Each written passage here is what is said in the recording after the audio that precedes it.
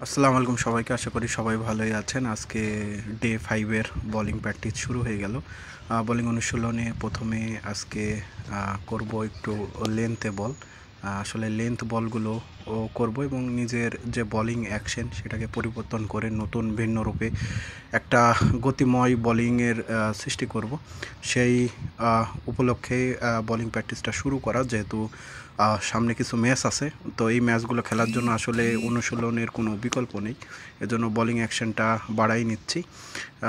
এখন main focus yorker লেন্থে বলটাকে continue করা, এবং ইয়র্কার লেন্থে বলটি কন্টিনিউ করতে পারলে আসলে প্রতিটা ব্যাটিংয়ের মনেই কাঁপুনি ধরে যাবে।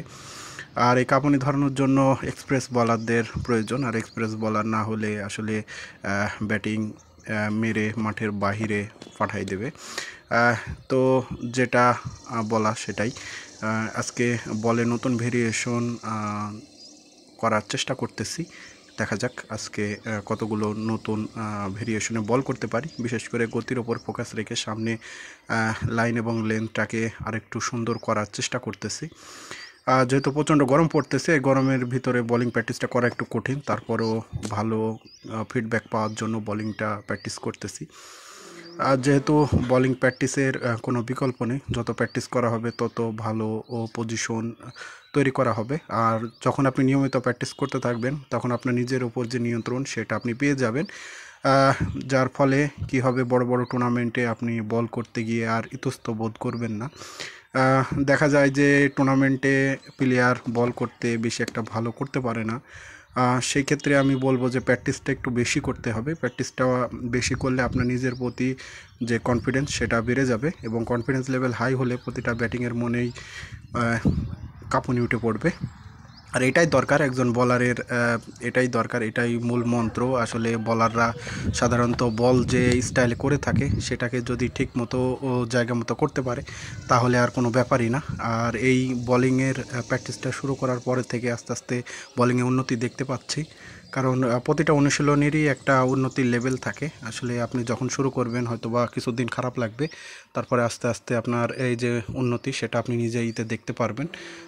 আর ইয়র্কার লেন্থে বল করাটা একটু কঠিন, কারণ এখানে একটু বেশি পেজ জেনারেট করতে হয়। আর সচরাচর এভাবেই বলিং প্র্যাকটিসটা করতে থাকলে হয়তোবা সামনে যে খেলাগুলো আসতেছে সেগুলোতে ভালো করা সম্ভব। যদিও বা তাতিপাড়া এক্সপ্রেস এখন একটু গতির দিকে চিন্তা করতেছে, আর এই গতিটা থাকলে যে কোনো ব্যাটিং বা সে যে ব্যাটিংই হোক না কেন তার মনে একটু হলেও কাঁপুনি উঠে পড়বে। আর বলারের মেন ফোকাসটা হবে যে সে যে স্টাইলে বলই করুক না কেন সেই বলটাকে যাতে সঠিক প্লেসমেন্টে রাখা, ম্যাচে গিয়ে যেন তার নিজের দুর্বলতাটাকে ব্যাটিংয়ের সামনে প্রকাশ না করা।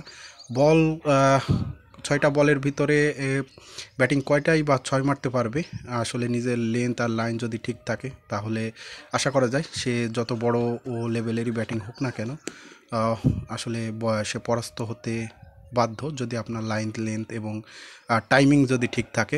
আর আপনি যত ভালো টাইমিং করতে পারবেন তত বলিংয়েরও আপনার ফোর্স ক্রিয়েট হবে, আর এই ফোর্স ক্রিয়েটটাই হচ্ছে মূলত মেন। খেলার প্রতি আপনার যে আন্তরিকতা এবং ভালোবাসা সেটাকে অবিরল রাখতে হবে, কারণ ভালোবাসা ছাড়া কোনো কাজেই আসলে সাকসেস হওয়া সম্ভব না। আর বলিংটা হচ্ছে এমন একটা জিনিস যেটাকে যত প্র্যাকটিস করবেন তত ভালো হবে, এবং মাঠে প্রতিটা ব্যাটিংয়ের মনে কাঁপুনি ঘটবে, সে যে লেভেলেরই ব্যাটিং হোক না কেন। আসলে আপনার বলিংটা ভালো হয়ে গেলে আর কে ঠেকায় আপনাকে।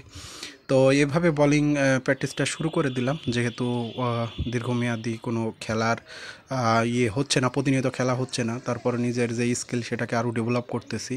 কারণ সামনে কিছু ম্যাচ আছে, এই ম্যাচগুলো খেলবো, যার কারণে নিজেকে একটু একটু করে তৈরি করতেছি বেস্ট বোলিংটা দেওয়ার। আর আমাদের যে খেলা সে খেলাটা আসলে হচ্ছে না, যার কারণে নিয়মিত আর ম্যাচে বল করা হচ্ছে না। খেলাটা হবে হয়তো বা, আসলে খেলাটা বন্ধ হয়ে যাওয়ার পরে আর নতুনভাবে আর শুরু হলো না। আসলে প্লেয়ারের সংকট হওয়ার কারণে আমরা নতুনভাবে এসব ভোরের যে খেলাটা আসছিল সেটা আর খেলতে পারতেছি না। আবার যদি প্লেয়াররা একসাথে হতে পারে তাহলে হয়তো বা আবার ভোরের খেলাটা শুরু হবে। খেলাটা কয়েক মাস যাবৎ বন্ধ আছে, মেন কারণ শীত এবং প্লেয়ার না আসা, যার ফলে সকালের খেলাটা আসলে বন্ধ আছে। এভাবে আসলে বসে থাকা যায় না, এর জন্য নিজের প্র্যাকটিস নিজে শুরু করে দিলাম। ভালো হোক খারাপ হোক নিজের প্র্যাকটিসটাকে আরও সামনের দিকে গতিময় করার জন্য। এবং তাঁতিপাড়া এক্সপ্রেস সবসময় গতির সাথে কোনো কম্প্রোমাইজ করে না, গতি জেনারেট করে থাকে এবং দুর্দান্ত ডেলিভারি তাঁতিপাড়া এক্সপ্রেস করে থাকে। আর যেহেতু খেলা হচ্ছে না বলে বসে থাকার কোনো সুযোগ নেই। ভালো থাকবেন, সুস্থ থাকবেন এবং তাঁতিপাড়া এক্সপ্রেসের সাথেই থাকবেন।